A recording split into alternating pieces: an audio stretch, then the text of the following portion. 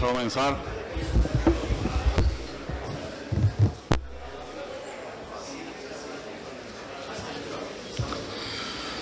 Buenos días a todos y a todas. Y nada, en primer lugar, pues quería agradecer nuestra asistencia y especialmente la de nuestro invitado de hoy, Iñaki Alday. Gracias por venir. Es un placer y estamos muy contentos de tener a Iñaki de nuevo por aquí. Digo de nuevo porque ya había venido a escuela y en algún curso de verano un par de veces por aquí, a la universidad. Hay que decir que ahora estábamos recordando así a lo tonto hace 12 años, ¿no? En Jaca, en un curso de verano, él participó y a continuación cambió de Jaca a Barcelona, de Barcelona a otro continente, se fue a Estados Unidos. Y en Estados Unidos, pues bueno, tiene la segunda parte de su trayectoria personal y profesional, manteniendo un estudio, la Jouer, en Barcelona, junto con Margarita Jouer, y que funciona desde entonces, ¿no? Y desde antes, desde los años mediados de los 90, por ahí, ¿no? Bueno, solamente decir que Iñaki, claro, nos conocemos hace bastante tiempo y desde que estábamos pues, en Barcelona, de alumno senior, yo profesor junior, y después de profesores los dos en el departamento en urbanismo. Y simplemente me gustaría pues, destacar un par de cosas sobre su trayectoria, sobre su obra, me parecen más relevantes, ¿no? Iñaki es un arquitecto zaragozano y tiene una visión, ahora está en Estados Unidos y por tanto pues local, global, que es lo que no nos cansamos de repetir a los alumnos, que está muy bien tener un ojo puesto en un sitio y tener una visión global. Pero antes había sido, bueno, cuando se fue en 2011, ya fue como enseguida de decano, dean de la Universidad de Virginia University en Estados Unidos, y después, hace unos años, cambió a Nueva Orleans, a Tulane University, donde ahora es decano, ¿no? Por tanto, lleva ya una larga trayectoria en Estados Unidos. Como estamos aquí en Zaragoza, pues yo creo que está bien recordar un poco, sobre todo, algunos proyectos, algunas obras que han sido muy relevantes, no solo en su trayectoria, sino para la ciudad, para Zaragoza y para la proyección de lo que se hace pues más allá de la ciudad, ¿no? Algunos proyectos que han marcado el urbanismo y el paisaje de esta ciudad, pues llevan su marca, la marca del estudio la IUV y colaboración de otros, ¿no? Hay, digamos, proyectos como, primero, bueno, Zaragoza en sentido amplio, digamos, área metropolitana. Primero, el parque fluvial de Zuera, comenzado a final de los 90 y acabado 2000, 2001. Nos parece que es muy importante. Fue uno de los primeros premios europeos de espacio público urbano. Fue el 2002, premio que es bienal y se sigue otorgando hasta ahora, ¿no? Y me parece que es muy relevante porque ahí yo creo que ya como decía el jurado, y decía, vamos, y se comprueba mirando el proyecto y visitándolo, que está aquí muy cerca. Comprueba un poco ese espíritu innovador y esa capacidad para combinar escalas y esa visión transversal, y entre la voluntad pues, de integrar naturaleza, arquitectura, artificio, urbanismo, etcétera, ¿no? Claro, después, poco después, junto con Margarita y con Cristín Dalnocchi y otros, pues son autores del Parque del Agua de Zaragoza, que seguramente muchos de los seniors lo conocemos bien y a lo mejor los juniors pues no tanto. Simplemente decir, seguramente se comentará ahora, que nos parece pues muy importante tener presente que ese parque que está aquí al lado, ese proyecto, pues es un modelo que es reconocido a nivel internacional en ámbitos profesionales, en ámbitos académicos, y que nos parece que es muy importante tenerlo en cuenta. El proyecto que ha dado la vuelta bastante a una manera de concebir las relaciones entre el río y la ciudad y, bueno, muchas cosas que nos contarán y que, además, bueno, junto con otros proyectos es objeto de una publicación muy reciente. Acabo de sacarla, llegó a la biblioteca el otro día. Aquí está la portada de este libro, donde se recoge la obra de Aldaiu, Arquitectura y Paisaje. Ahí se puede ver, pues bueno, el compromiso con los lugares, con las ciudades y también un poco varios proyectos en Zaragoza, proyectos en distintos lugares y también la combinación entre, sobre todo desde Virginia y desde Tulane, sobre todo la combinación entre la actividad docente, investigadora y profesional. De manera que también, supongo, aparecerá por aquí, hay algunos proyectos de una entidad muy importante, Yamuna River, en Delhi, que son proyectos liderados desde la plataforma de la Universidad de Tulane y con una amplia repercusión, digamos, a nivel internacional. Bueno, solamente decir que aquí hay muchos proyectos. Ahora esta conferencia va a centrarla en un tema, se centra en ciudades y ríos, pero aquí hay, digamos, todas las escalas. Hay proyectos de equipamientos, hay proyectos de vivienda y hay muchas cuestiones que se podrían comentar, que luego, si hay posibilidad en el debate, se pueden comentar. Destacar también las últimas cosas en las que están trabajando, que también no sé si aparecerán, el Bosque Metropolitano de Madrid. Es un proyecto muy importante en la ciudad de Madrid, que seguramente desde hacía tiempo no se planteaba una estrategia de control e intervención a esa escala y continuamente pues estamos hablando de escalas. Bueno, como dicen estos dos coautores, aquí hay su obra y también hay colaboraciones de varios autores, arquitectos, urbanistas, entre los cuales estamos algunos por aquí. Dicen Bruno de Mulder y Kelly Shannon, que son catedráticos de urbanismo en Lovaina, la Universidad de Lovaina. Dicen, antes de que los proyectos, este tipo de proyectos de relación ciudad-río con agua, etcétera, estuvieran tan de moda como hoy, Aldaiu, Arquitectura y Paisaje estuvo intensamente comprometido en redefinir la relación naturaleza-cultura, convertir los desafíos de ingeniería en oportunidades para definir el ámbito público. Esto quiere decir que aquí la dimensión técnica, cuando hablamos de estas cosas, pues hay una dimensión compleja, son proyectos complejos, dimensión hidráulica, dimensión técnica. Parece que nos adentramos en un mundo que va más allá de la tradición estrictamente arquitectónica y urbanística que estamos acostumbrados a ver.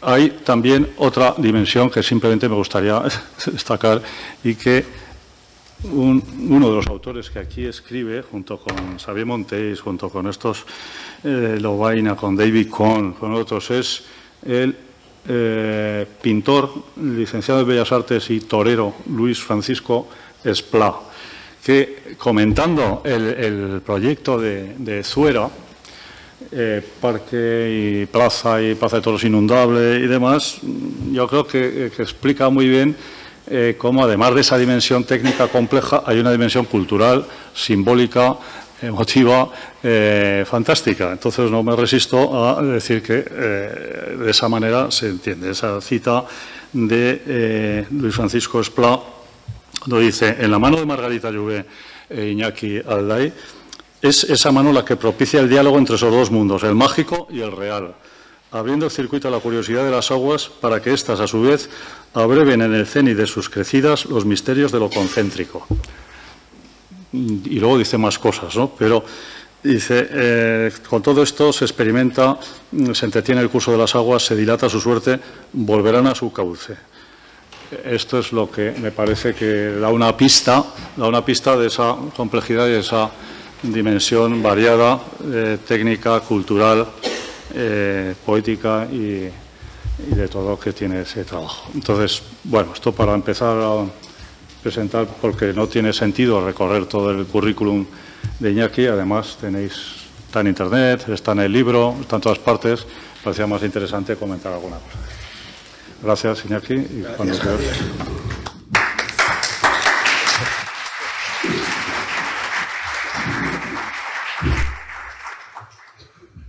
Bueno, gracias, Javier.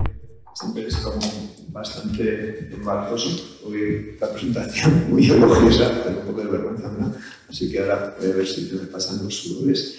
Y con este micrófono de Madonna me puedo mover un poquito.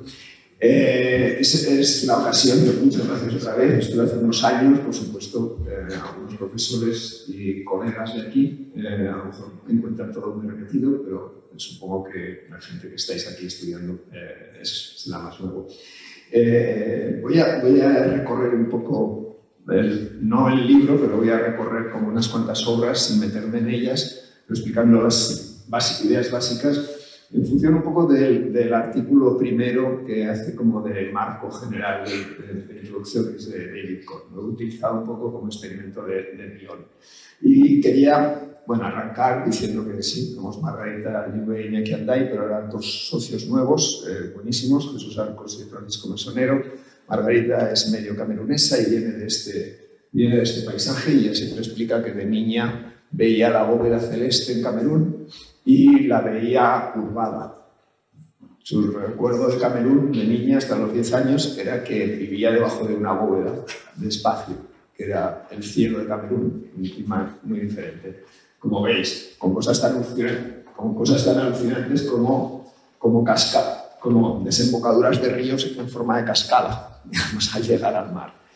Y yo vengo de este sitio que todos conocéis muy bien, que es un sitio pues, interesante paisajísticamente, un poco duro, y soy punk rocker, porque aquí somos un poco punks, porque la verdad es que el clima nos pide marcha. Pero bueno, tenemos este bagaje los dos. Quiero arrancar con una cosa muy tonta, pero yo creo que refleja un poco para estando en una escuela. Mi proyecto final de carrera era una plaza de toros y fracasé rotundamente. Quería hacer una plaza de toros mixta para que funcionara 24 horas al día, 7 días a la semana, etcétera, etcétera. Y fue un trabajo de investigación bastante serio. Cuando acabé mi FC fracasado, me dijeron, pero si ya tienes la mitad del doctorado, de haber estudiado toda la genealogía de plazas de toros, que era algo que no se había estudiado. Estaba tan harto de mi PFC que dije, mi primer doctorado ya fracasado también. Y hice un PFC de plaza de toros, como digo, fracasado, pero que descubrí alguna otra cosa, que era la relación con el río, la relación con la naturaleza, que el edificio se desdibuje. Una cosa que quiero mencionar aquí es que, como veis en estos dibujos, no saqué mala nota, saqué bastante buena, pero todos vosotros lo hacéis mucho mejor que yo. Si miráis estos dibujos, dices, joder, qué tipo más primitivo. Pues sí, todos vosotros sois mucho más sofisticados que yo. Y yo por eso estoy de decano, porque sé que cada generación que viene es mucho mejor que la anterior. Y en eso tengo mucha confianza y os lo demuestro enseñando mis vergüenzas. Pero bueno, encontré cosas como la relación con el río, como el elemento principal de un supuesto edificio, y como la intuición del trabajo por sistemas. Y estos son unas capas, digamos, que después hemos avanzado mucho, pero muy intuitivamente esto salía en ese PFC. Nosotros venimos de un linaje, que es una cosa que también quiero hacer hincapié, que como práctica cultural, que es la arquitectura, pertenecemos siempre a un linaje. Yo os preguntaría a cada uno de vosotros, ¿cuál es vuestro padre arquitectónico o madre arquitectónico? ¿Cuáles son los primos? ¿Con qué línea os alineáis de bagaje? ¿Con quién estáis enamorados? Nosotros tenemos un bagaje, digamos, de donde nos educamos y unas influencias, y a partir de ahí una trayectoria y un contexto. Margarita trabajó con Pepe Llinas durante varios años, antes de acabar la carrera. Yo trabajé con Martínez La Peña y Elías Torres, y los elegimos muy claramente para formarnos con ellos, porque era donde veíamos que nos interesaba el tipo de arquitectura. Y, por supuesto, la modernidad, Le Corbusier, pero enseguida el ensuciamiento de esa modernidad, digamos. Para nosotros, gente como Hans Scharoun, este es uno de los edificios más feos por fuera, la Filarmonía de Berlín, y más extraordinarios y maravillosos. Fue el edificio que arrancó los auditorios no regulares, en los cuales, digamos, el sonido se rompía a trozos. Hans Scharoun era para nosotros como la puerta hacia adelante. Y arrancamos una carrera profesional básicamente en el año en que se abría Guggenheim o que se abría la Maison de Bordeaux. Una fase de iconos que David pone en el artículo refleja como que nosotros intuitivamente rechazamos y cogemos otro camino. La realidad es que cuando estábamos en el despacho, sobre todo todos los primeros años, pero nunca Margarita me tenía prohibido comprar revistas de arquitectura, casi mirarlas. Y decía, ¿qué es lo que tenemos que mirar que nos interese? Entonces, pues mirábamos Shalom, mirábamos De la Sota, y era la época de los MRV, Culjas, y de alguna manera nosotros somos incultos del momento. De alguna manera nos dejó libres también. Bueno, por supuesto sabíamos lo que estaba pasando, pero estudiábamos como otras cosas. Con lo cual, ahí arrancamos una trayectoria que empezó haciendo reparaciones en Barcelona, porque yo había trabajado como ingeniero de estructuras durante 5 años y nos encontramos con el proyecto de Zuera, que era una situación completamente nueva y inesperada para nosotros, en las cuales se nos pedía poner una plaza de toros aquí y nos parecía que era una muy mala idea de poner esta plaza de toros en el único conexión de Zuera con el río. Y nos encontramos cuando les propusimos, vamos a llevar la plaza de toros al parque, vamos a hacer un parque. A los pocos días nos encontramos con que estaba inundado.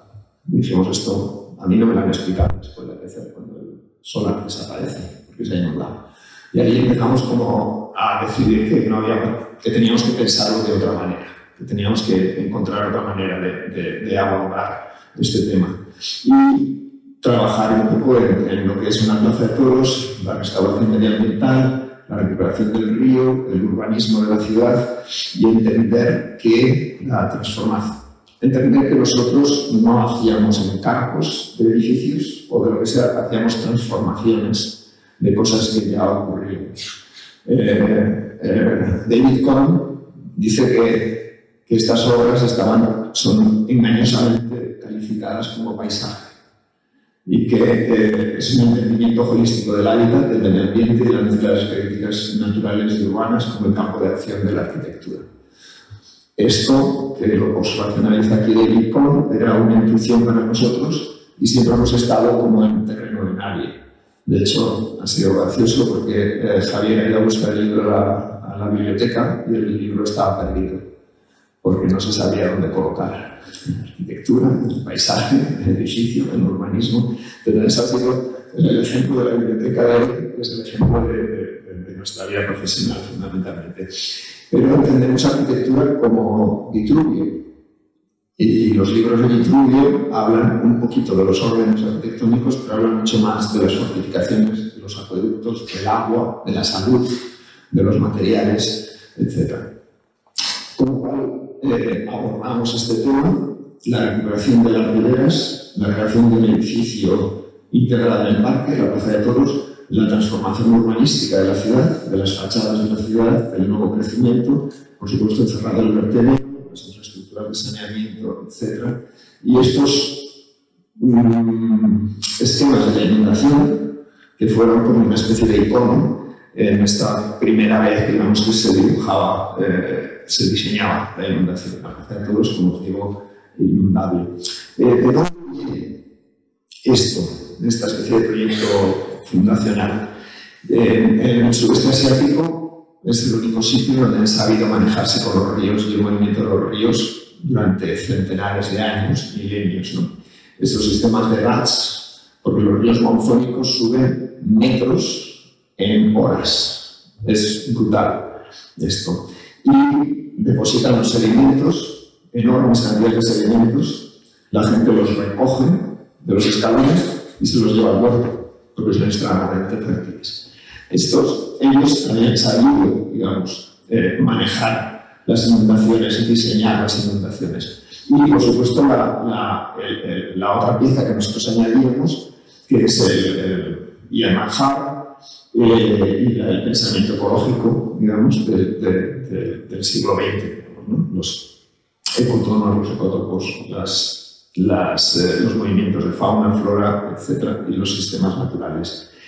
Hay un precedente para nosotros, que esto es uno de los proyectos más bonitos que de este tipo que conozco, un tipo Pascal Janetel, que todavía es mucho peor en relaciones públicas que nosotros, que diseñó esta cosa en el medio rural. Esto es un riachuelo de 30 o 30 centímetros que lleva el agua por aquí dentro y de tanto en tanto se desborda en el campo.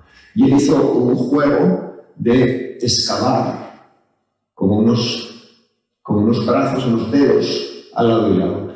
Y cuando vimos esto dijimos, ostras, con el agua se puede proyectar. Y nos abrió el mundo. Y ahí es donde nos apareció Zuera. Después, a la vez, los holandeses son los expertos en el territorio. En 2008 han puesto Room for the River y después han hecho obras tan importantes como esta de Imagine, que lo conoce todo el mundo. Pero bueno, esto es de 2016. Es, pues eso, 15 años más tarde que la modestísima actuación en Zuera. Y por supuesto, hoy en día pues es como tema común, digamos, dibujar, proyectar parques y espacios inundables. Si tenéis interés, aquí en el libro hay este cuadro que viene de mi, creo que es mi tercer doctorado fracasado, que lo tengo abandonado, que es el linaje de los proyectos de inundación, de cómo la transformación de la idea de inundación de catástrofe en la inundación como parte del proyecto, parte del diseño y parte del funcionamiento de la ciudad. El Parque del Agua fue el siguiente paso en este sentido, que volvía a entender el espacio de proyecto.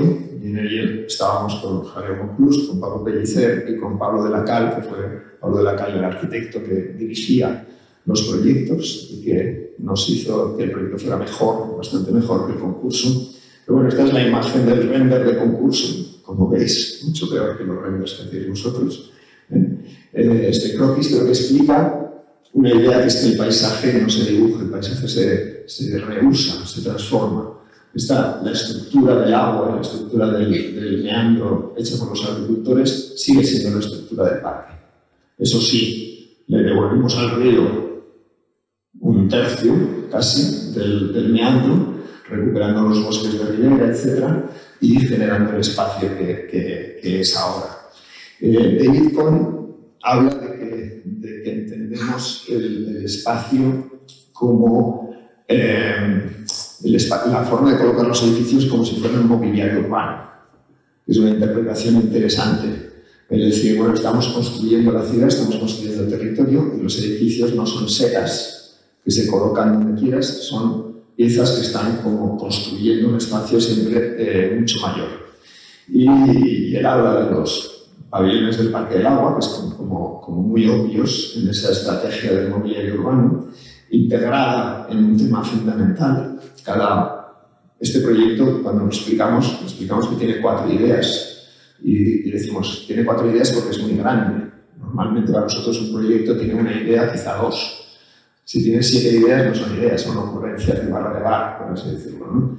Tiene 4 ideas y una de las ideas principales es mantener el sistema del agua, que era el sistema que estructura el meandro, que los agricultores construyeron durante siglos, en el sistema que sigue estructurando el parque, por supuesto modificado porque el recinto Expo corta muchas de estas venas y capilares y hecho funcional, que el agua se recoja, se almacene, se clarifica, se depure con ciclos vegetales, se ponga en circulación, se use para navegación, se recicle para riego y se recicle también devolviendo al río a través de humedales, que son biotopos.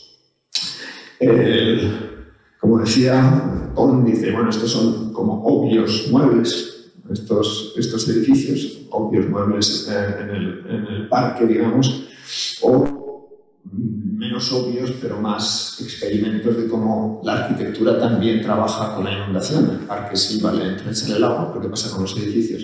En este caso, el Teatro Arbolé, que tenéis ahí fuera, si lo miráis con un poco de atención, veréis que es un parque fundamentalmente, en el que cuando sube el nivel del río hay aguas por fuera, normalmente hasta este nivel, y esto es una compuerta hidráulica, o aguas que suben del freático con mucha fuerza. Como los barcos siempre tienen filtraciones de agua y tienen pequeñas bombas para sacarlo, pues esto es igual.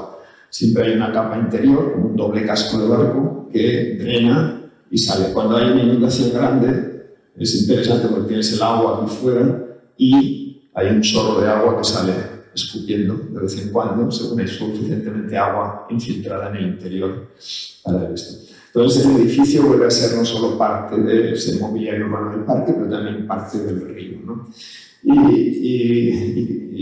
Y la forma de entender esta construcción de los edificios en la ciudad también ocurre en edificios que no son parque, edificios que son, este es el molino de Utebo, que está aquí cerca, que nosotros decidimos que el edificio se tenía que ir atrás, junto a las ruinas del molino, y que lo que tenía que haber en la calle es una arboleda, un pequeño bosque urbano, digamos, que es el espacio público, el espacio de construcción de una plaza para la ciudad. De alguna manera, el edificio decide que es más importante ser como el fondo de este espacio público que no la presencia hacia la calle y hacia el ciudadano, como es, según cómo es no se ve, ¿no?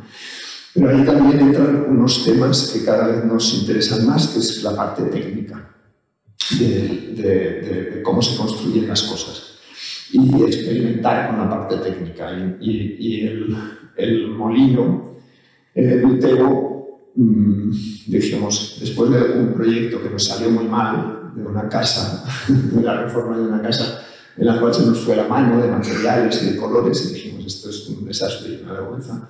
Dijimos, vamos a hacer un edificio que sea solo de un material. El edificio, pero no solo el edificio, la plaza, los muros, todo. Entonces tenía que ser por dentro y por fuera. Decidimos que iba a ser hormigón, ocre, del color de las cañas y con la textura de las cañas de la aceite que hay al lado, ¿no? Entonces vimos a ver que experimentar de cómo hacer eso con poco dinero. Entonces con el constructor llegamos a una manera constructiva para poder hormigonar, estructural, con el arquitecto de estructuras, para que 2 láminas de 15 centímetros funcionen como un muro, ¿no? Y experimentar a partir de ahí. Por lo tanto, el margen de la técnica, digamos, ha sido siempre muy fructífero a la hora de combinarlo con estas otras escalas. Un poco más adelante, la investigación esta, digamos, de viendo cómo se resuelven los temas territoriales, nos dio la ocasión en Aranzadi, que se inundaba de esta manera, en diseñar un parque y unos edificios en los cuales encontramos, los agricultores nos dijeron que había un río interior. ¿Y eso qué significa? Un río interior. Era una parte baja, digamos, que drenaba y que entraba el agua en reflujo por la parte de aquí.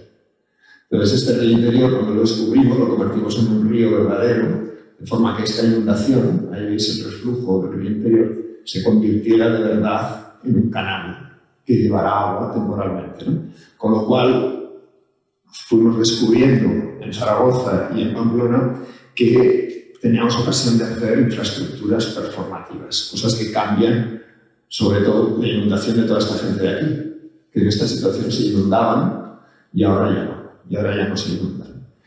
Y ahí toda la ambigüedad en estas zonas inundables, qué es arquitectura, qué es espacio público, qué son los muebles, cómo se usan y cómo se alternan los usos del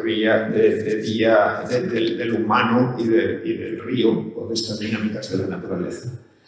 Los edificios vuelven a ser otra vez piezas que están ahí colocadas, pues eso, como mobiliario urbano, si quieres, que van completando el territorio, completando el trozo de ciudad, en este caso ciudad-parque. Pero como decía, con los objetivos que fuimos encontrando, que es que empezamos a borrar ya no solo las diferencias entre arquitectura y paisaje, digamos, y urbanismo, sino también en paisaje, arquitectura, urbanismo y ingeniería y ciencias, ¿no? Que esto es una cosa que a mí me parece fascinante y que esta escuela me parece que tiene un potencial extraordinario al estar juntos ingeniería y arquitectura y urbanismo, con paisajistas también, en generar un tipo nuevo de entender cómo se transforma el territorio, que no está definido por qué es lo que a mí mi título y mi profesión me permite hacer, sino que está definido por cuáles son los temas, los retos a abordar, que significa un completo cambio de forma de entender. Por lo tanto, el objetivo era esto, digamos, evitar eso y hacer esto, y que la gente diga, hoy qué contento estoy, que tengo un parque enfrente y encima no se me inundan los bajos, ¿no? De grupo hace esta referencia diciendo que la búsqueda de resolver temas territoriales, rescatándolos de la mirada miope de los abordajes multidisciplinares del planeamiento, la sociología, la ingeniería, las ciencias ambientales y demás, dado que estas profesiones tienden a conceptualizar y cuantificar el hábitat en el sentido definido por Martin Heidegger en su artículo La cuestión sobre tecnología, que identifica una manera de pensar en la que, por ejemplo, un lago no es más que una cantidad cuantificable de agua, un recurso. Esto nos parece un tema como fundamental, porque cuando estamos trabajando entre arquitectos e ingenieros, a veces se ríen de nosotros los arquitectos porque abrimos melones y no sabemos cómo resolverlos y hacemos líos. Los ingenieros, en cambio, reducen para tener solo un problema que resolver. Los arquitectos buscamos la complejidad y la ingeniería. Entonces, ¿cómo encontrar el punto de unión entre esas dos actitudes esencialmente contrapuestas? Y como dicen, los arquitectos no son solo coordinadores de distintos especialistas, tienen a la mesa los valores humanísticos de la cultura arquitectónica, su comprensión de la historia, su sofisticación visual, espacial y poética y completa implicación en las ocupaciones culturales e intelectuales del momento. Digamos, esa es una responsabilidad que tenemos, digamos, y que es fundamental, digamos, en la construcción del entorno que está alrededor nuestro.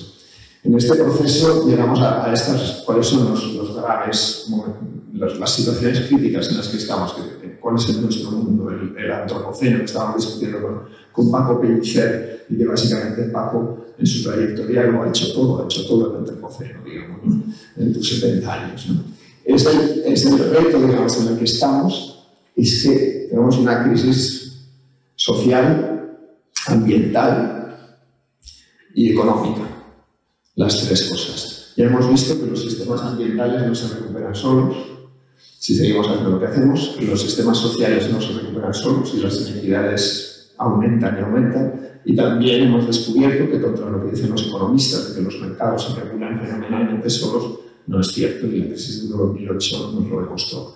Tenemos una situación prácticamente de colapso, a la cual podemos poner remedio, digamos. No nos queda más remedio poner remedio, y sois vosotros los que estáis en ello.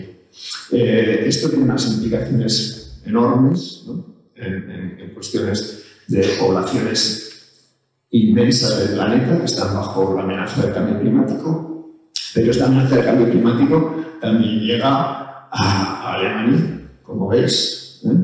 El parque de Yellowstone se quedó destrozado el año pasado, hace 2 años, por inundaciones en Estados Unidos. Nos está pasando en todos lados. Y así es como hemos estado manejando nuestros ríos hasta ahora, con muros, tradicionalmente, desde básicamente el segundo milenio, principio del segundo milenio, y con instrumentos de control de ríos hidráulicos. Pero, y a mí esto es lo que me parece más interesante de todo, que tenemos que salvar el planeta, no nos queda otra, y que va a costar un pastón. Y este pastón, fundamentalmente, va a ocurrir a través de infraestructuras cambiadas de concepto. Infraestructuras, porque es donde está la pasta, pero cambiadas de concepto. Nuevas formas de infraestructuras, y las llaman, pues eso, infraestructuras verdes, nature-based solutions, pero mucho más allá que eso es infraestructuras holísticas, en las cuales está la gente, la arquitectura, el espacio, el funcionamiento de las infraestructuras a muchos niveles y la ecología, evidentemente. En este proceso nosotros seguimos explorando. Esto es un macroproyecto para Sri Lanka, el Kelani, que son 37 kilómetros de río, y diréis, esto es una contradicción con todo lo que tú defiendes de hacer sitio al río. Bueno, sí, pero es que si hay gente viviendo, hay que encontrar un espacio de negociación. No se puede ser integrista verde y decir, no, pues que la gente se vaya, hombre. Está su trabajo, su vida, etc. Por lo tanto, aquí trabajando con el gobierno de Sri Lanka y el Banco Mundial en redefinir el proyecto de ingeniería, que era un canal, en lo que llamaban la línea cero. Cualquiera que haya visto un río sabe que los ríos no tienen línea cero, que el borde de la orilla se muere,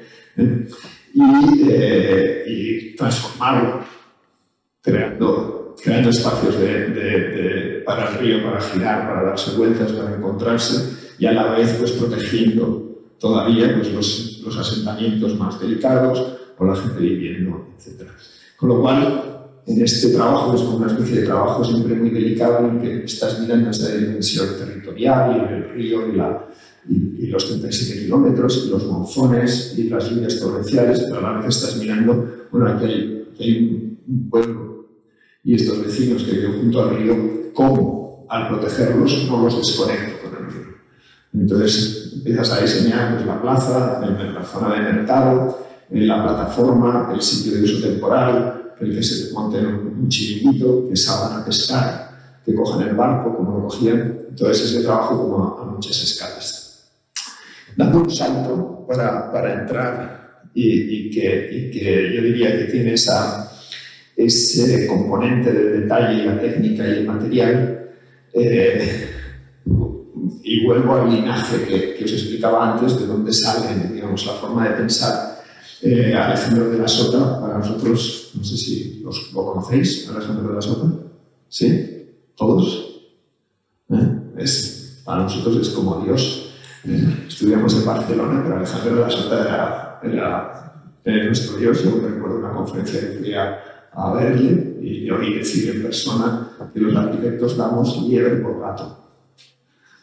A nosotros, a los arquitectos, nos piden gato, porque a la gente le da igual, ya les vale. Nosotros damos liebre, no como en el restaurante malo que te matan aquí en el callejón y te ponen el conejo al horno, que en realidad es el pato descarriado.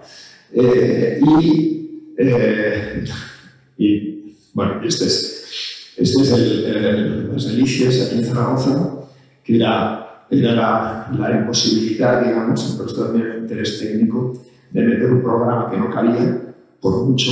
Basilio somos vecinos, Basilio tiene el edificio de la Medianera y el programa no cabía ni legalmente ni físicamente, y encajamos, metimos el sótano para que no contaran, metimos en cubiertas, digamos, y estructuralmente seguimos con el molino porque no teníamos ancho suficiente para colocar pilares. Aquí veis la sección, aquí no nos cabían ni siquiera los pilares para las perchas, entonces seguimos con la idea de las cáscaras de hormigón.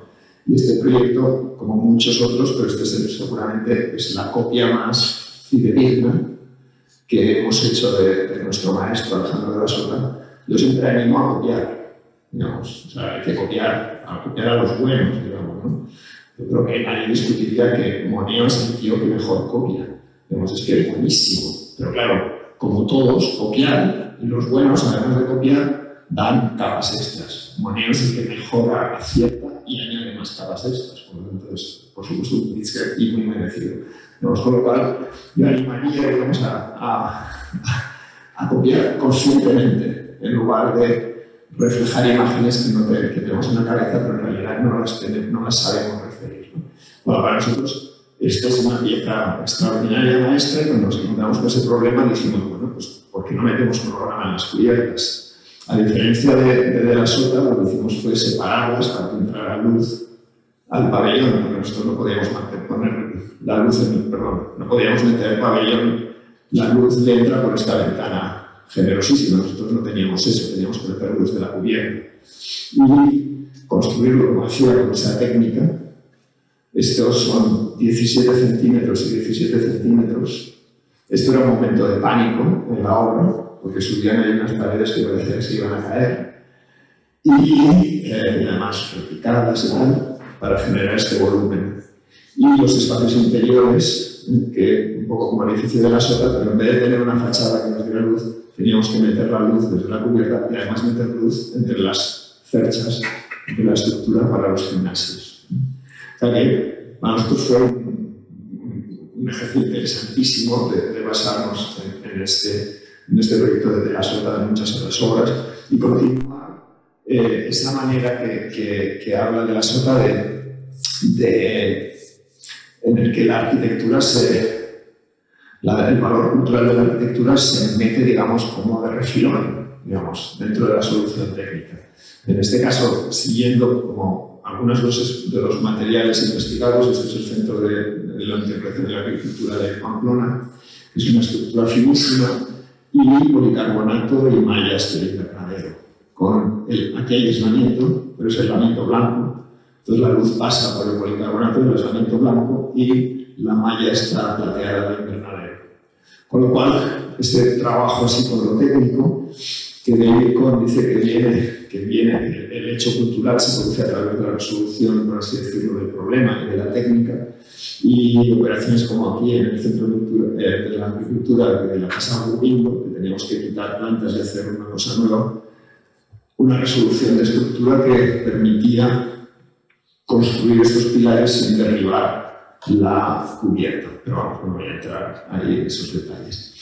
Con esto llevado como más al extremo, que tenéis aquí enfrente, digamos, el centro de la Central de Energía y el Centro de Videoarte de aquí de la Expo, en el que esta combinación de la técnica y la ingeniería con la arquitectura es como ya lo más fascinante, digamos. Un trasto complicadísimo que está puesto vertical para que no se desparramara. Ahí trabajamos con Pablo en la cal, en una ordenación que era en la misma huella que están las oficinas de Basilio, que está la comisaría de policía, hay una central de energía, que es una cosa que en principio resulta absolutamente absurda, a no ser que piensas que la central de energía también es parte de la ciudad y también es parte de la fábrica de bloques y edificios, y también se disciplina y se urbaniza.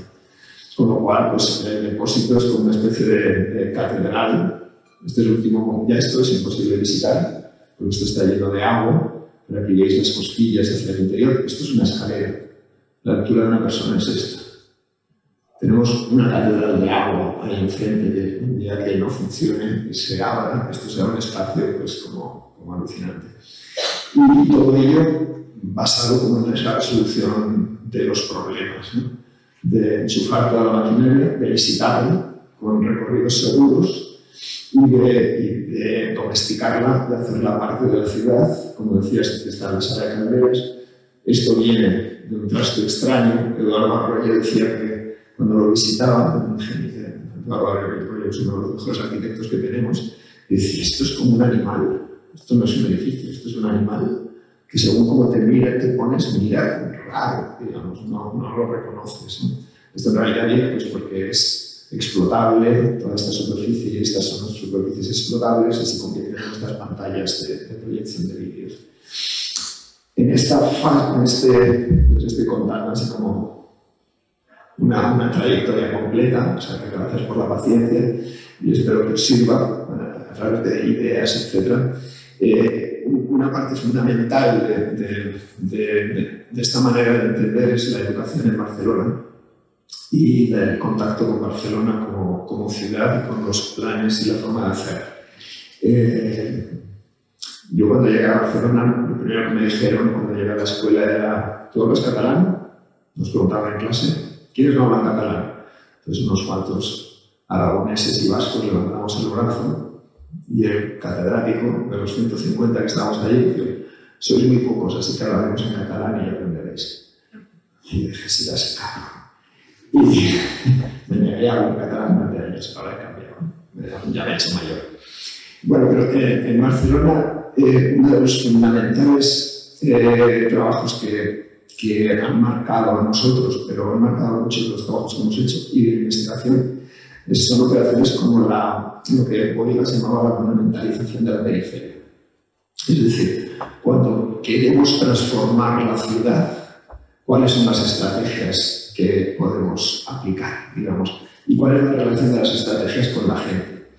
Y es mucho menos de, bueno, vamos a trabajar con los vecinos y vamos a ver qué quieren, cómo tener una estrategia general urbana en la que los vecinos son el objetivo número uno. Y lo que hizo Bohigas, en el primer ayuntamiento de la democracia, que no tenía dinero, Barcelona, por cierto, se llamaba Basurona en los 70. Basurona, porque era una mierda de ciudad, con perdón, era una porquería de ciudad. Y la primera transformación fue adecentar el casco antiguo, que era pues, un núcleo de prostitución, crimen, etcétera, etcétera, cerca del puerto, y trabajar en los barrios periféricos, dormitorios de los alrededores de Barcelona. Estos barrios periféricos no tenían nada, tenían descampados y la gente iba allá a dormir y a trabajar a las fábricas o a donde fuera. La operación de Bohigas es decir, el poco dinero que tengo, voy a hacer una docena de plazas en todos estos barrios, barriadas periféricas, que van a ser las mejores de Europa. No solo de calidad de diseño, sino de materiales y hasta de arte. Esto es una pieza de Richard Serra, que tiene una sala entera para él solo en el Guggenheim de Bilbao. Aquí hay una escultura de Richard Serra, esta se llama la Plaza de la Palmera, y una de esas plazas que son lo más exquisito que se puede ver. Entonces, durante años, iban arquitectos de todo el mundo a Barcelona por los barrios estos a ver plazas. Pero esto cambió completamente la relación de los vecinos con su espacio, porque dijeron, ahora tenemos nuestra plaza y es la mejor del mundo.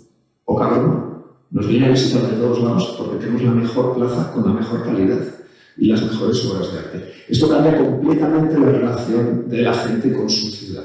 Mucho más efectivo que cualquier otra cosa. Esto, si quieres, puedes echar un poco marcha atrás y decir, este es Aldo Manek, otro personaje que a nosotros nos parece extraordinario, que tiene una de sus líneas de trabajo fueron juegos infantiles, parques de juegos infantiles. Hay un libro entero dedicado a los playgrounds de Aldo Manek y cómo esos playgrounds transforman el vecindario, la gente y la ciudad entera. Rotterdam, después de la guerra, y la intervención de Aldo Manek recosiendo con la idea de espacios para los niños. En esta idea, digamos, de cómo manejar este impacto social y urbano, no, por favor, no lo comparéis, lo de Aldo Manek y Bohigas es mucho mejor. Hay proyectos que para nosotros eran muy importantes, como este, que es una residencia para gente con problemas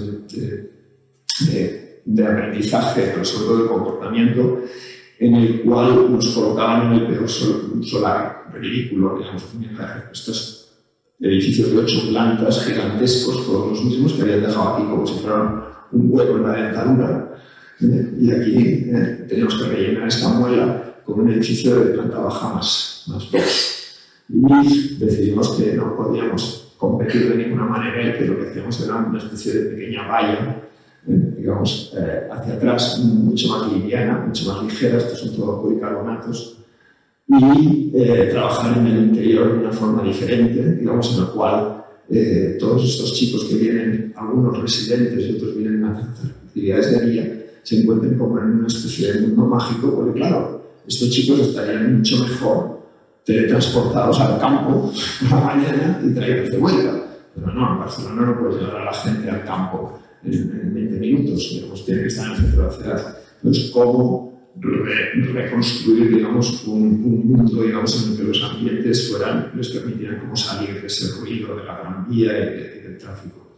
O aquí en Zaragoza, en la calle Armas Casta Álvarez, las viviendas que hay, en la cual nuestro esfuerzo era cómo la gente podía ser libre en casa, digamos. Y todos habréis visto que los balcones, ¿no? Hay bicicletas, botellas de no sé qué, cubos de no sé cuántos, tendederos. Bueno, cómo intentar encontrar formas de relación entre la gente que vive detrás y la plaza, que es lo fundamental para el barrio de las Armas, en la cual hubiera los filtros que permitieran a la gente ser libre sin montar un caos para dentro de la plaza. Como veis, son proyectos que no son arquitectura con mayúsculas.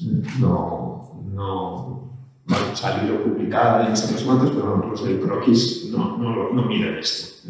Pero nos interesa un poco ese trabajo como de la gente con el espacio y con su domesticidad.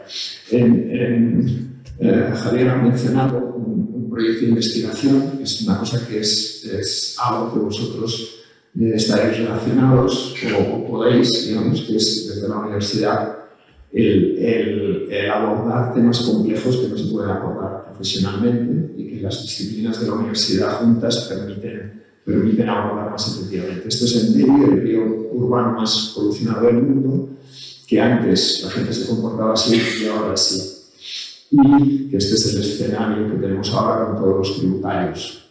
Así, como veis, no son dioses, pero pueden caminar sobre las aguas, porque la cantidad de basura es tan bestia que puedes andar por encima del agua, de esa basura que flota por encima. Esto es un problema físico-cultural. Nosotros demostramos que ya había suficiente capacidad de tratamiento de agua, con lo cual el problema era otro. Y aquí se ve cuál es el problema. Estos apartamentos de aquí seguramente no bajan de $1.000.000 cada uno de ellos, puede que más. Y sin embargo, esto es lo que tienen enfrente de encima. Y esto es un problema de la definición de lo común, del commons. Es una sociedad que el espacio común, el commons, era parte de los británicos que lo habían conquistado y colonizado. Solo el interior de las casas era parte de los ciudadanos. Por lo tanto, se rompe, digamos, la relación entre lo privado y lo común es del enemigo y lo común lo maltratas. Eso lo descubrimos con el tiempo y a partir de ahí trabajamos en no solo cuantificar y ver cuáles son los problemas tecnológicos de calidad de agua, etc. Esto es como el río Negro y el Solimoes, ¿no? La confluencia del Amazonas, pero el río Negro es fecal, 100% materia fecal. Y es proponer una estrategia y conseguir que el planeamiento de Deri con esta estrategia se nos partían de risa. Decían, ¿cómo? Tenemos el agua 100% materia fecal y tú nos dices que no hagamos nada con el agua. ¿Qué? ¿Que hagamos zonas verdes? ¿Que hagamos movilidad lenta? ¿Que hagamos vivienda social? Se nos reían hasta que les demostramos que el agua es el termómetro. Que el agua negra es el termómetro de la ciudad. El agua está negra, pero la ciudad está sucia. ¿Cómo limpias la ciudad? No es limpiar el agua. Bueno, unos años después se convencieron y empezaron a anunciar el nuevo plan basado en el Blue Green Infrastructure, en restaurar los drenes, en hacer movilidad lenta, peatonal y de bicicletas, porque la gente, muchos no tienen coche, etc. Con lo cual, digamos, lo que yo diría aquí es que el impacto que podéis tener desde la universidad, digamos, es inimaginable. Yo nunca me había imaginado que podríamos llegar a tener este impacto a través de abordar, digamos, holísticamente. Y esta escuela es extraordinaria con la mezcla de disciplinas que tenéis. Bueno, voy acabando, digamos. Esta cita de David explica un poco otra vez que la arquitectura, el entender la construcción del territorio, es una disciplina cultural y técnica unificada que aborda los problemas desde términos holísticos, digamos, ¿no?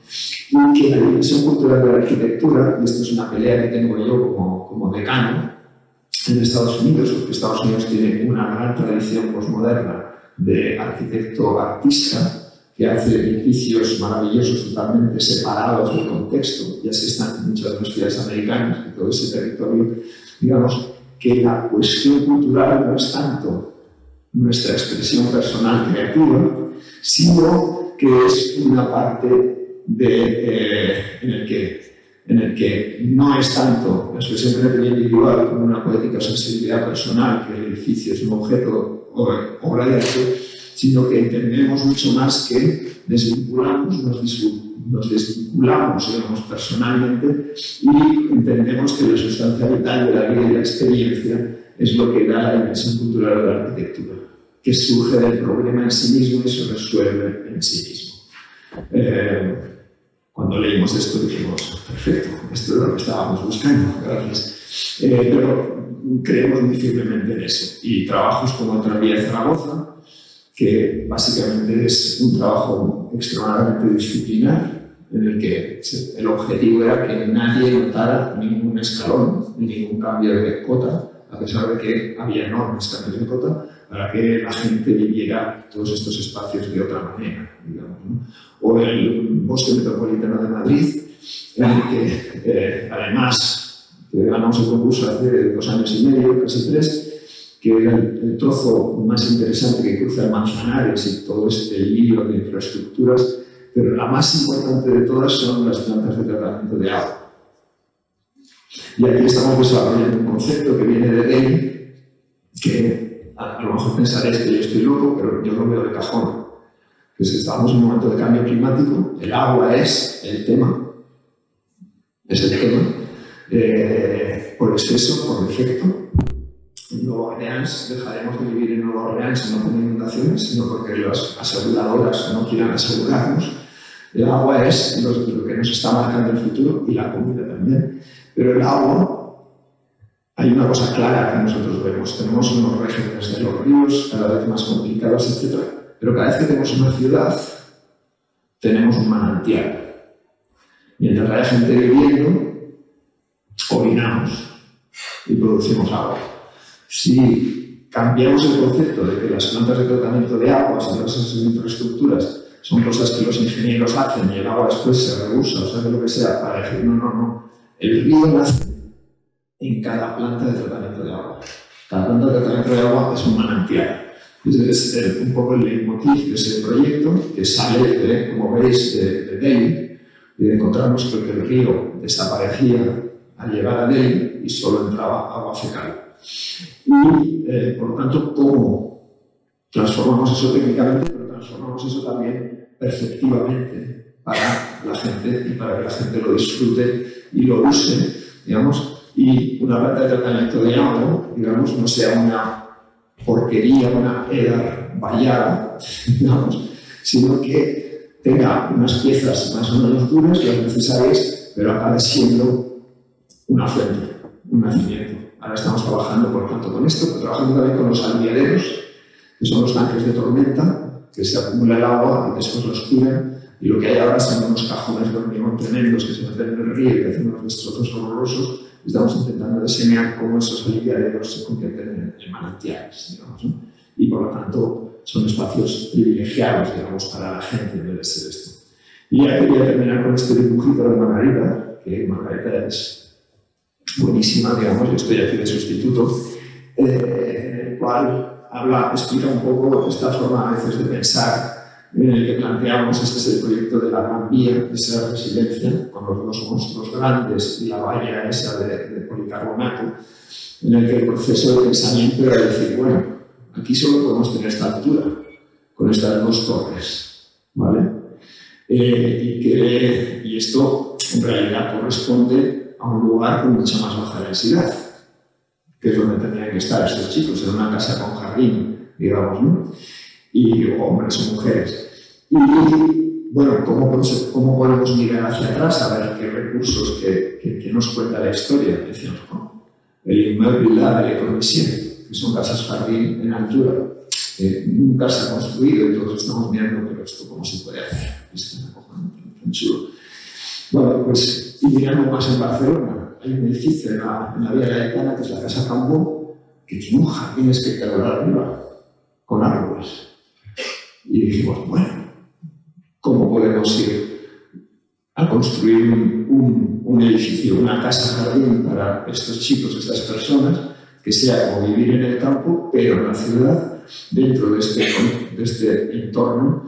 Y acabamos haciendo esta propuesta. Como spoiler, diré que en el concurso lo ganamos sin dibujar la fachada. Porque, claro, un edificio sin fachada, ¿no? Y después fue bastante costoso conseguir diseñar la fachada, que es básicamente una valla de policarbonato, pero que tiene un montón de programa detrás, que tiene que tener iluminación, ventilación, accesos, etc. Y no puede resolver con una mera valla. Así que nada, aquí lo dejo. Esta es la cita que comentaba Javier, y que habla, digamos, de esa dimensión, digamos, del agua. Y dice, y continúa la cita de Javier, dice, es un milagro. El propósito de la naturaleza es destructor cuando pretendes manipularlo. Por ejemplo, un río que trata de volver al cauce natural si se cambia su trayecto. En el toro ocurre exactamente lo mismo cuando usa su entorno para meterlo en una plaza. Su respuesta es totalmente desánica y lo que hace el torero es incorporar todas las facultades destructoras del toro en un proceso creativo. En nuestro caso, las aguas. Y dice, no hay material mejor para crear que un ser vivo con todas sus posibilidades y dificultades. Y entonces os añado una cita completamente contradictoria, digamos que dice, el arte es nuestra protesta enérgica, nuestro intento valioso de enseñar a la naturaleza cuál es su sitio. Uno es Luis Francisco Esclá y otro es Oscar Wilde en La decadencia de la mentira, que es un texto que es extraordinario, que os recomiendo a todos. Y con eso ya me alargamos muchísimo y muchísimas gracias por la paciencia y porque habéis aguantado con hambre seguramente aquí. Así que lo dejamos aquí. Gracias.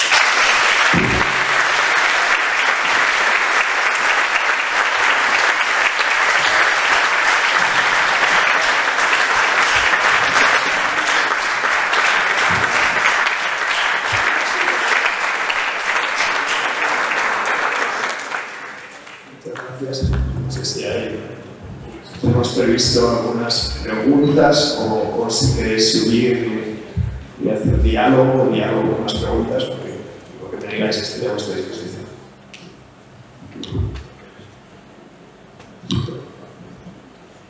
Me vuelvo a poner el micrófono de Madonna. Sí. Estoy curado. Yo precio interesante. Quería usar que me han quedado todas. ¿Veis? No, todas.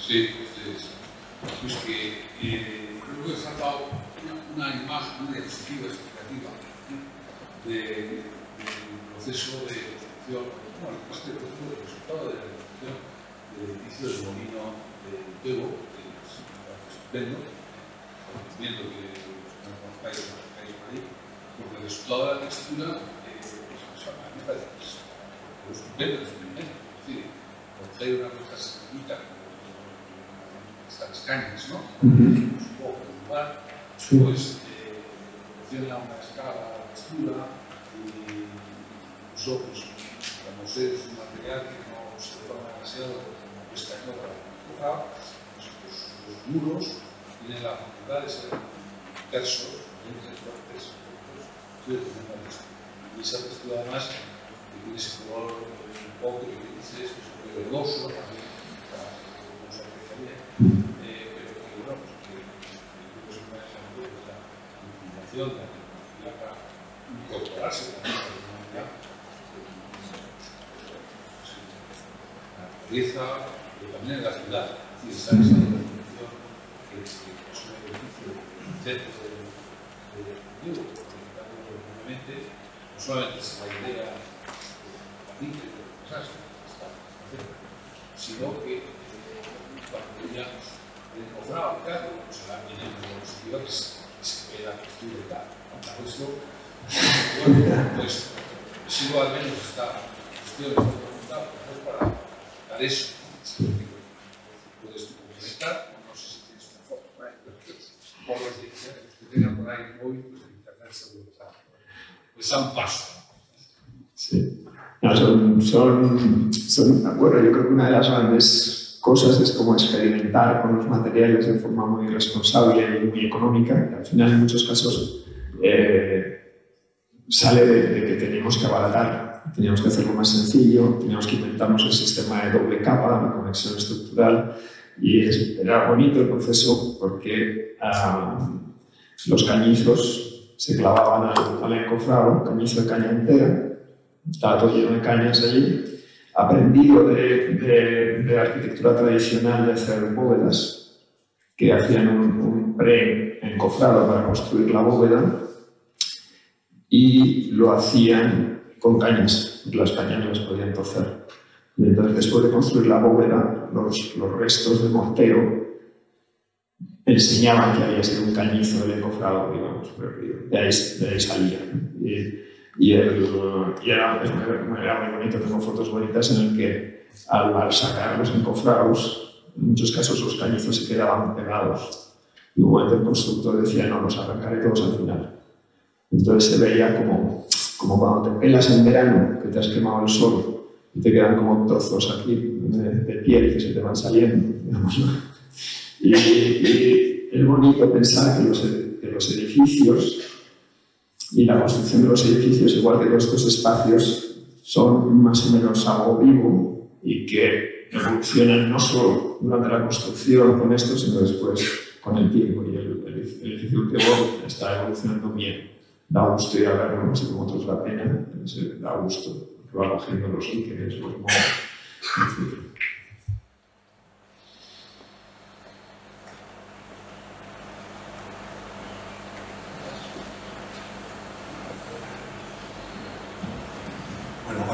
Muchas gracias. En el equipo ya es una conferencia preciosa, creo que para los alumnos y para todos nosotros, motivadora, didáctica, sugerente.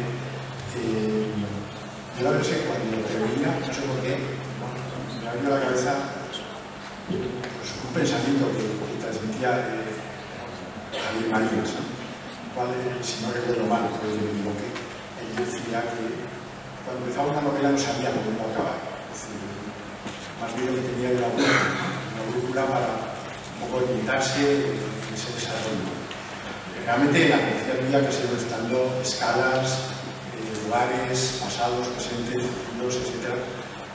Claro, uno se queda un poco anonadado, ¿no? Seguramente un poco de la capacidad intelectual, profesional que hay que tener para enfrentarse a los desafíos. Yo no sé si a los alumnos puede que les interese saber un poco cuál es vuestra estrategia proyectual, ¿no? Cuál es vuestra brújula, ¿no? En esos proyectos, digamos, de tan gran complejidad, que, bueno, en muchos casos también la has puesto de manifiesto. Bueno, yo creo que esto arranca con el principio de la charla de el no estar persiguiendo una imagen.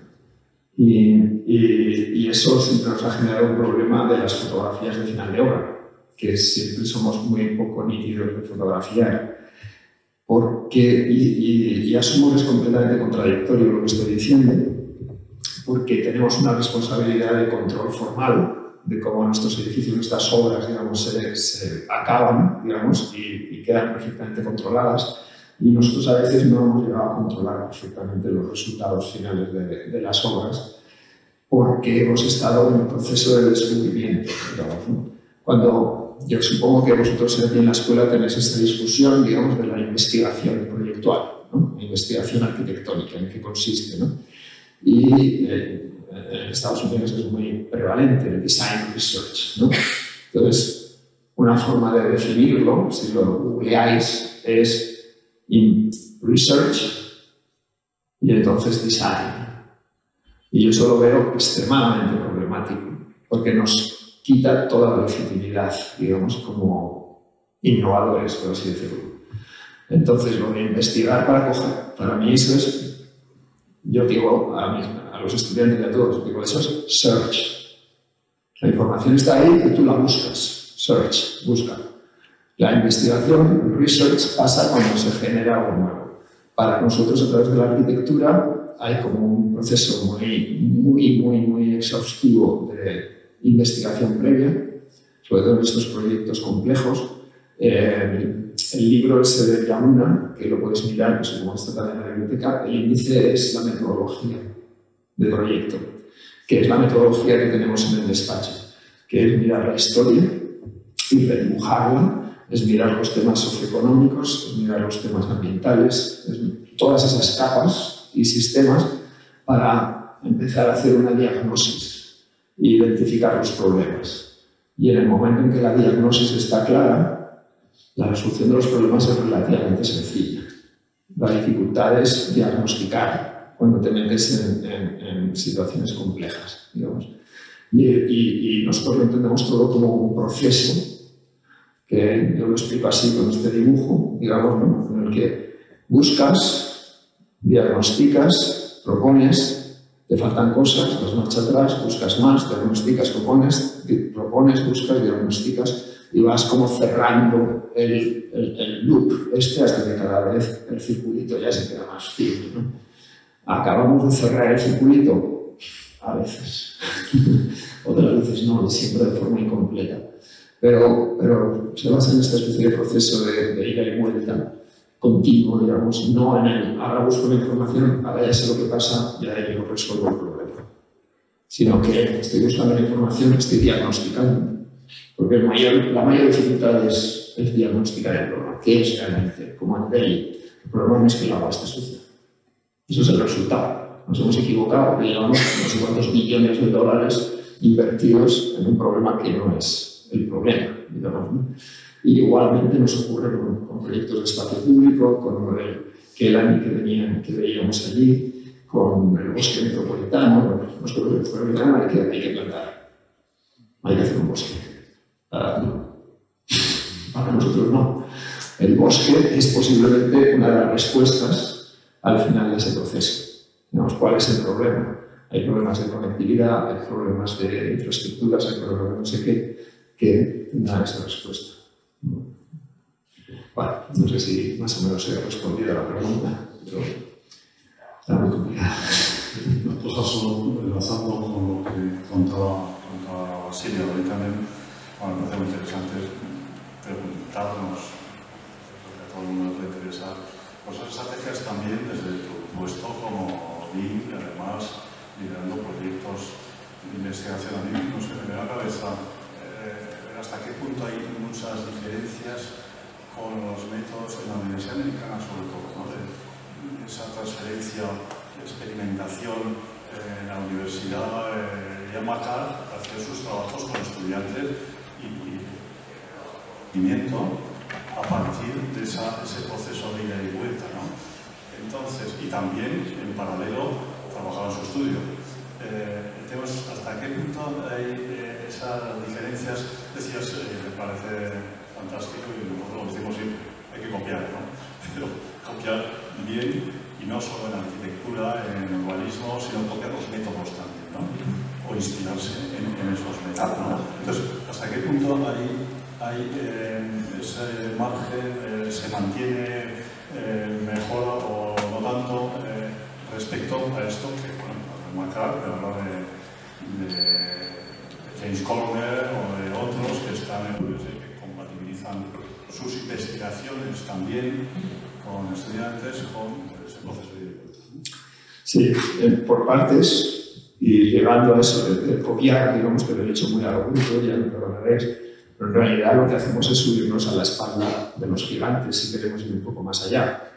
Si inventamos las cosas nunca llegamos a donde tenemos que estar. Y si pensamos, y es siempre mi condición como decano y como académico es que nosotros tenemos que aceptar que nos midan en los mismos estándares que el resto de disciplinas de una universidad, una research university.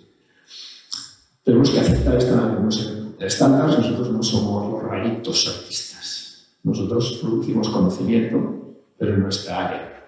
Por lo tanto, en la metodología que te comentaba Basilio, antes, una parte de la metodología es saber hasta dónde hemos llegado arquitectos, urbanistas, paisajistas en este tema o en estos temas. ¿Cuál es el state of the art? Eso es parte también de la investigación, ¿no? Saber desde dónde arrancamos para proponer e innovar. Y en ese sentido copiamos, digamos, cuál es el state of the art, cuál es lo último.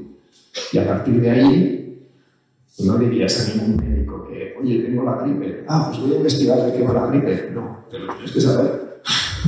Si viene una variante nueva, investigala, pero no fastidies, te tienes que saber la gripe. Lo mismo nosotros, nos tenemos que saber hasta dónde llega nuestro campo y a partir de ahí miramos de innovar. Entonces, en la Universidad Americana el mandato de investigación es muy fuerte, nos dan el 40% de nuestro tiempo para investigar, digamos. No es tan diferente, pero ahí es como más obvio y hay más fondos.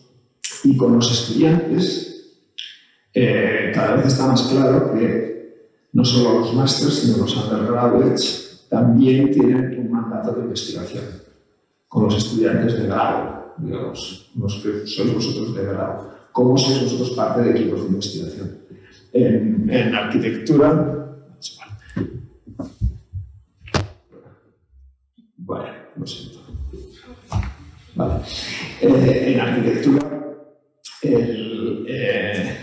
en arquitectura, como todos sabéis, dedicamos tantísimo tiempo a currar y a los proyectos, y a noches sin dormir, etc.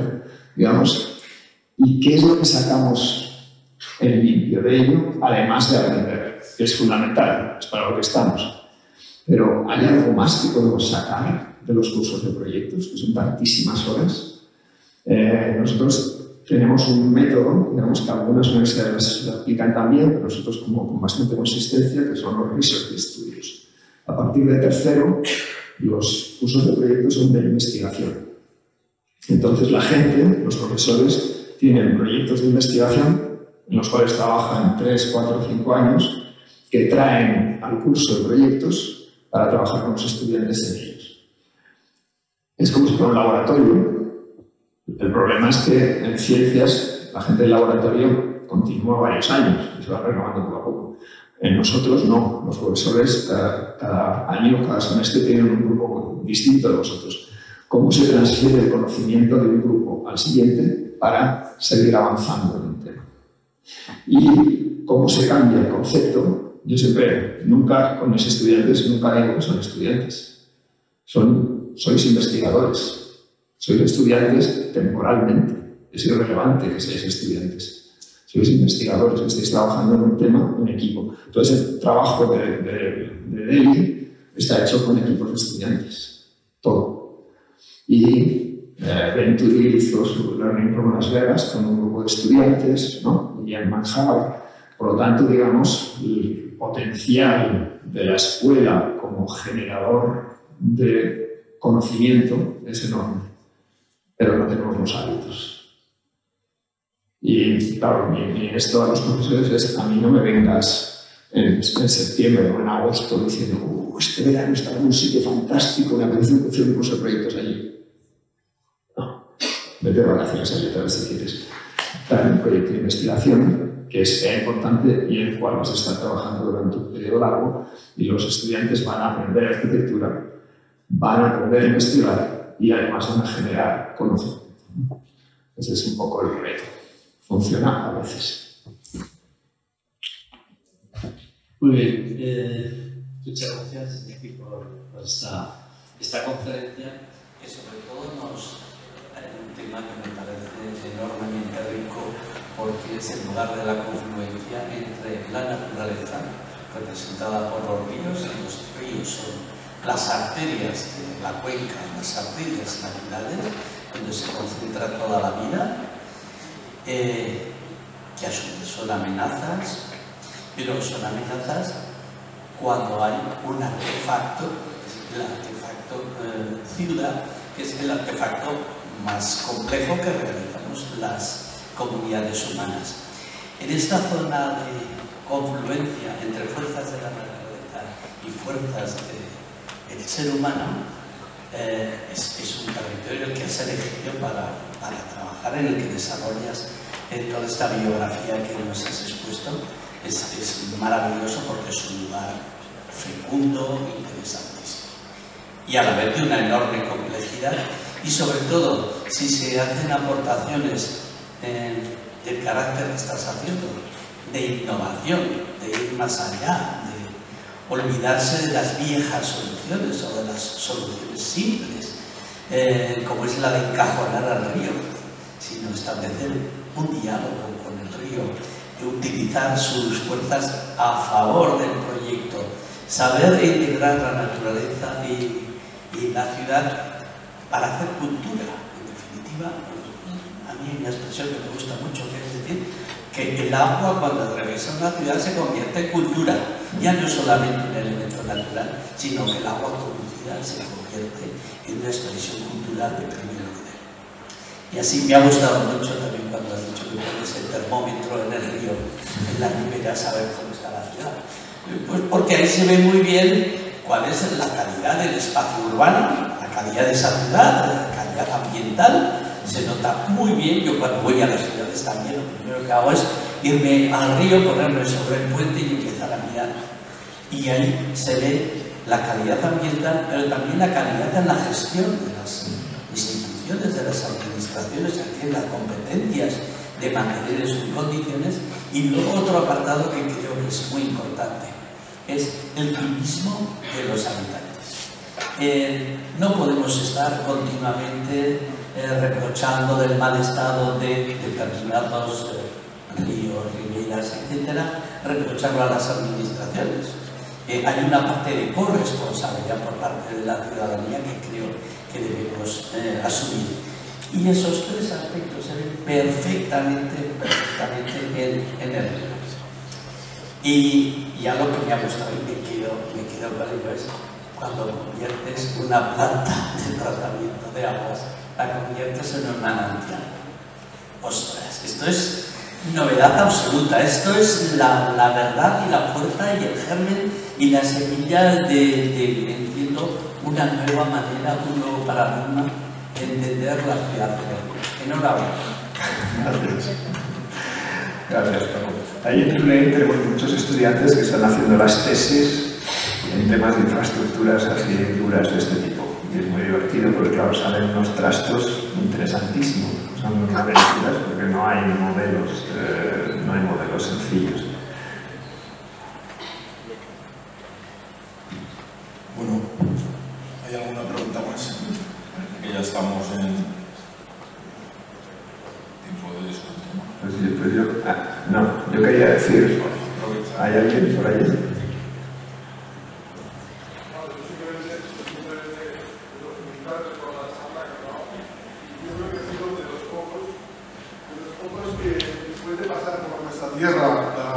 Después de pasar por nuestra tierra, la gran exposición universal de la Torre del Agua, o sea, de la exposición sobre el agua, ha sido realmente el que más se te ha metido en las venas el agua de la Expo de Zaragoza del 2008, porque nosotros que también la vivimos, pero se nos ha ido diluyendo con el tiempo. ¿Vale? En cambio a ti, vamos, te ha quedado espectacular, y lo que dice Paco Pellicer, vamos, el asunto de que ya las plantas depuradoras y lo que traen manantiales es de una poesía brutal. Así que enhorabuena. Gracias. Bueno, pues si nos parecen bien las preguntas, un fuerte aplauso a Iñaki.